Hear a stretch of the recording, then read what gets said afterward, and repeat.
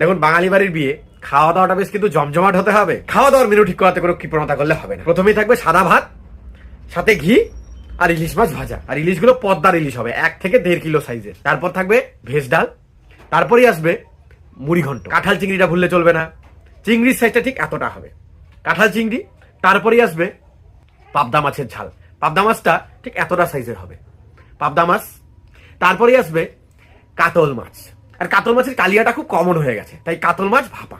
কাতল মাছের সাইজ কিন্তু 3 থেকে 3.5 কিলোর মধ্যে হবে, বেশি বড় হলে আবার বেশি ছোট হলে ভালো লাগবে না খেতে।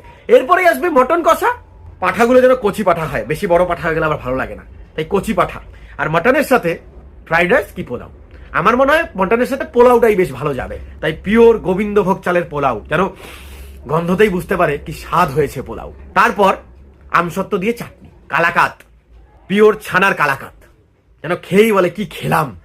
রসগোল্লা একদম স্পঞ্জের মতো নরম, শীতকাল তো নলেন গুড়ের রসগোল্লাটাই বেশি পছন্দ করবে মানুষ, তাই নলেন গুড়ের রসগোল্লা। এই মেনুটা হলে একদম জমে ক্ষীর, তাই শেষে ক্ষীর দই, একদম পিওর ক্ষীরের দই। এই মেনুটা হলে আমার মনে হয় না কেউ প্রশ্ন তুলবে, আমি তো কোনো প্রশ্ন তুলবো না, আমার তো বলেই একদম জিভে জল চলে এলো। তাই এই মেনুটাই হোক। এই মেনুটা না হলে কিন্তু আমি বিয়ে বাড়িতে আসছি না। আপনাকে কষ্ট করে বিয়ে বাড়ি আসতে হবে না, আপনি না এলেও বিয়েটা হয়ে যাবে। আরে শুধু খাওয়া। ভাবলাম খাবো গিয়ে, নিমন্ত্রণ না করেই চলে যাচ্ছে। বিয়ের কার্ডটা দিয়ে যান।